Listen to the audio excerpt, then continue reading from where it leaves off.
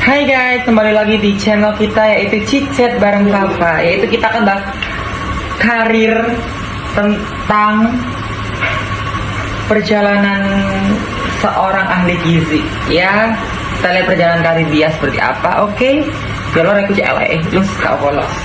Lanjut. Kita lagi bersama dengan Kak Rini, seorang ahli gizi di Rumah Sakit DKT Gubeng di Surabaya.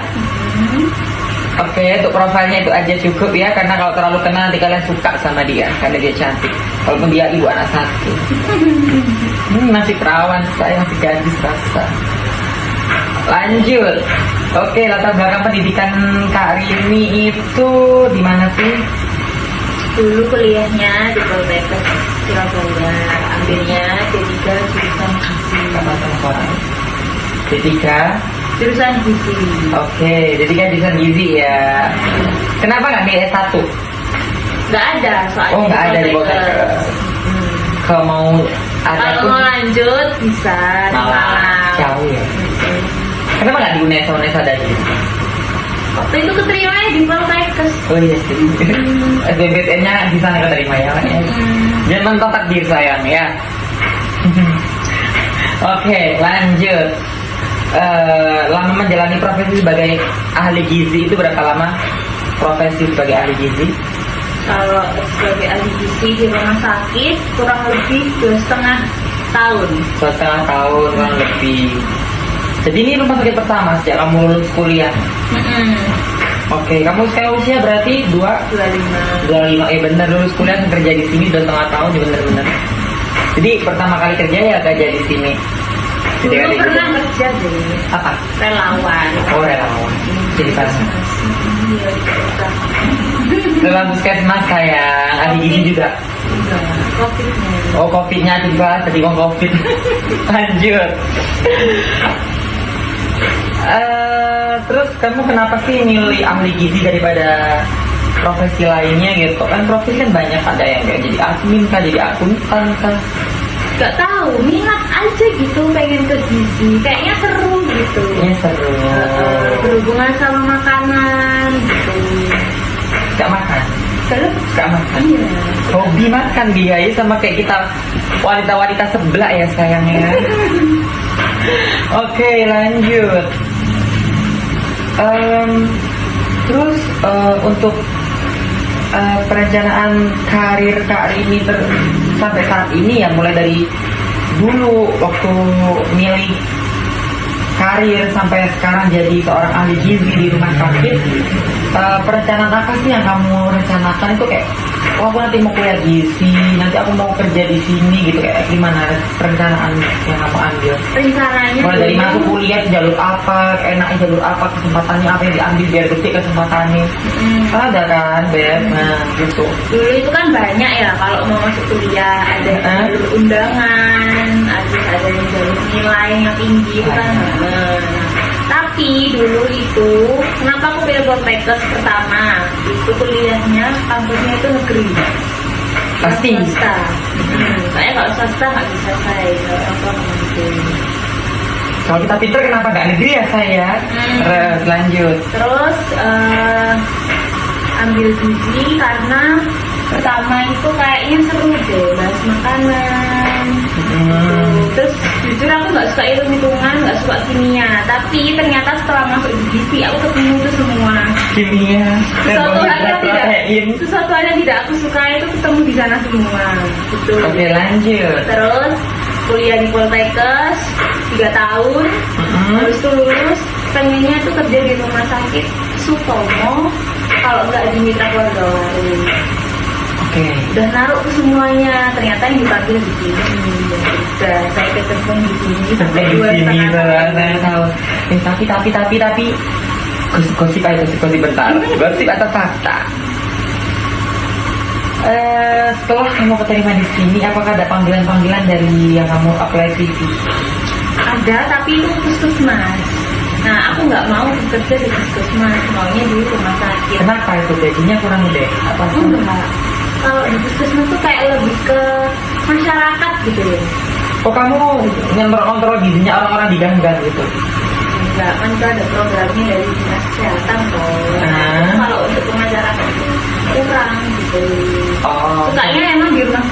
rumah sakit dari awal, dari dulu tuh pengen kerjanya di rumah sakit, tapi rumah sakit gede gitu.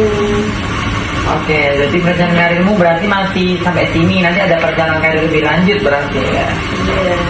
Oke, berarti untuk targetnya sendiri ya pindah ke rumah sakit gede. Pengennya ke rumah sakit Targetnya besar. itu. Oke.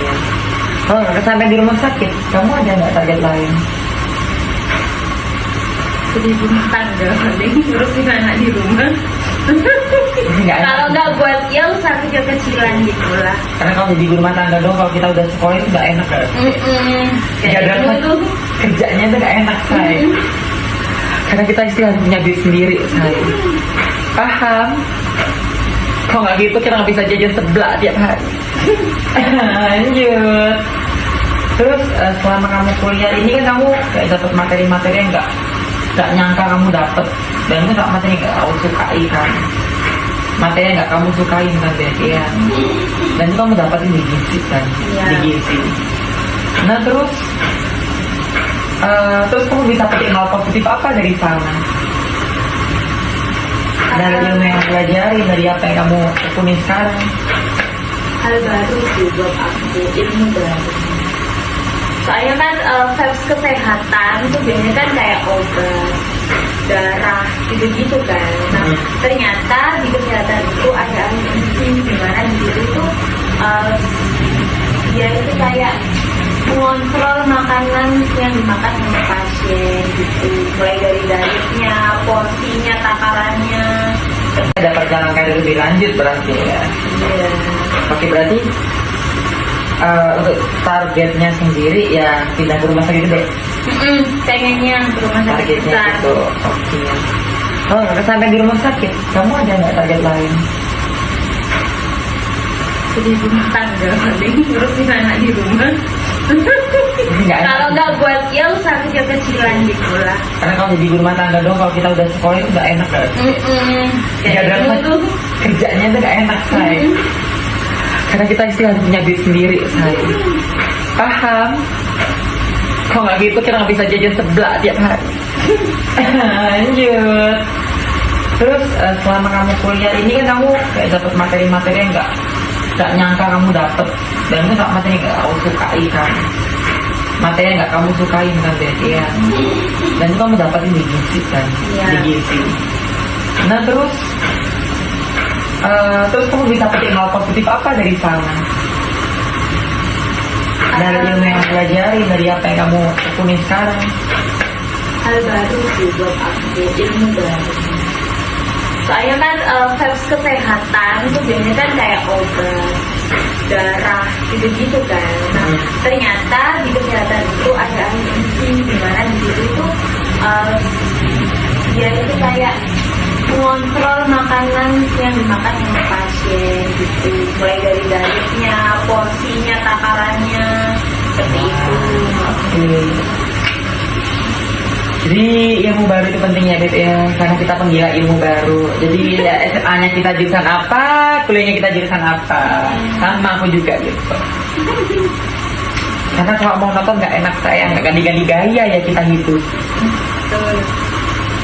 Lanjut. Terus resiko dalam pekerjaan ini apa sih? Kalau dokter siapa tahu dokter salah suntik gitu resiko. Kalau resikonya apa? Dan menurutmu resikonya itu gede apa resikonya itu kayak terus terjadi? Paling kalau itu sih pas dari sebenarnya itu dari pasiennya juga sih. Soalnya kan kita ngasih konseling ke pasien. Konseling kan. dirinya. Misalnya ibunya datang dengan penyakit ini, terus kita konselingkan, Bu ini harus makan ini, porsinya segini. Nah nanti itu sampai rumah biasanya beda lagi. Motong. Ada yang diterapkan, ada yang enggak. Oh, orangnya motong saya. Saya udah dari dokter didiagnosa diabetes, itu kan nggak boleh kita makan gula banyak. Di situ ada. Sampai rumah orangnya makan terang bulan saya. Mati langsung masuk rumah sakit lagi. Ya betul. Sebenarnya bukan kesalahannya dari kalian sih, dari orangnya sendiri ya bukannya. Kebanyakan ada yang ada yang nurut, ada yang enggak, kebanyakan yang enggak. Ada ada yang menerapkan, ada yang enggak. Tapi kebanyakan Tapi ya. kalau udah parah biasanya tuh mereka menerapkan. Gue nggak pernah meremehkan dulu sayang. Selama obat itu masih manis rasanya mereka mau minum obat. Selama rumah sakit bisa ditanggung BPJS, nggak masalah masuk rumah sakit lagi. Mungkin itu motivasi mereka ya kan, kita nggak tahu. Kenapa mereka nggak mau menurut kalau giliran. Lanjut, terus kamu ada nggak sih tips-tips buat mereka-mereka yang ahli gizi mau nyemplung ke dunia gizi yang relate profesi itu, ada kayak kiat khusus nggak sih, kayak contoh kalian lebih baik kayak pilih kesempatan ini deh, lebih pilih jalan ini deh biar kalian tuh bisa langsung ke sini gitu, biar kesempatannya gede gitu, kayak buat mereka-mereka yang ahli gizi gitu kan. Pasti ada kayak beda profesi kan, beda tikungannya enak ya enak, tikungannya agak-agak kan kita bisa meloncat kan, gimana kan. Ya apa ya, enaknya kuliah gizi itu yang pertama itu kita bisa menerapkan ke orang terdekat, contohnya keluarga lah. Oke, Kita bisa mengontrol makanan dari keluarga kita sendiri. Anjir. Sebelum ke pasien-pasien yang ada di rumah sakit atau yang ada di masyarakat, seperti itu. Enaknya itu sih. Terus kita bisa mengontrolin makanan kita sendiri. Misalnya kita pengen diet, kita tahu apa yang harus kita lakukan. Mengurangi makanan apapun itu kita bisa tahu. Lanjut. Apalagi. Ya itu tadi banyak aku tanya belum tahu jawab. Buat mereka-mereka yang ahli gizi, terus mau menyemplung ke profesi ahli gizi beneran. Ya itu tadi kan. Oh, dia harus mempraktekannya di keluarga dulu. Enggak, itu mendapatkan ilmu baru. Ya udah. Gini dasar. Iya iya deh, ikatan deh. Nggak apa-apa. Dasar tuh gini, Bet. Kamu dari kuliah, belum ke profesi ahli gizi. Nah, cara biar kadang kan ada orang yang melenceng dari jurusannya. Tapi kamu kan selaras sama jurusan pekerjaanmu. Nah, itu caranya gimana sih biar mereka tuh bisa langsung kayak sukses jadi ahli gizi gitu loh, kayak dari yang mata kuliah dia pelajarin, terus dia setelah lulus kuliah dia bisa nyemplung jadi ahli gizi secepat itu gitu, dalam pekerjaan kayak cepat terima atau cepat dilirik gitu loh, secara pengalaman atau cara apa gitu kan. Itu balik ke orangnya sih sebenarnya. Mau Orangnya. nggak meneruskan jurusan yang waktu kuliah diambil. Kebanyakan kan gitu sekarang. Jurusan kuliahnya apa, ternyata nanti kerjanya jadi admin atau gimana gitu kan. Ini di Indonesia kayak Yang penting itu kayak mereka dapat kerja, dapat uang gitu. Tapi seenggaknya tuh enaknya tuh melanjutin sih, melanjutin pekerjaan apa yang dilakukan waktu kuliah. biar ilmunya nggak hilang ya, Bet ya. Yang pertama ilmunya biar nggak hilang. Oke. Tapi kamu tahu nggak apa yang lebih enak? Apa? Jadi ani-ani sayang, meneruskan jadi ani-ani kita. Astagfirullah. Enak say. Pokok kita, aku S1 aku S2 bukan dipelihara kita. Oke, cukup sudah dari wawancara kita kali ini dengan ahli gizi kita Rini. Dan ya, stay tune di channel kita lagi, channel anak-anak BK, anak-anak BK UNESA X BK Universitas Negeri Malang. Nah, so jangan lupa saksikan channel dari teman-teman aku yang lainnya dan see you, bye bye.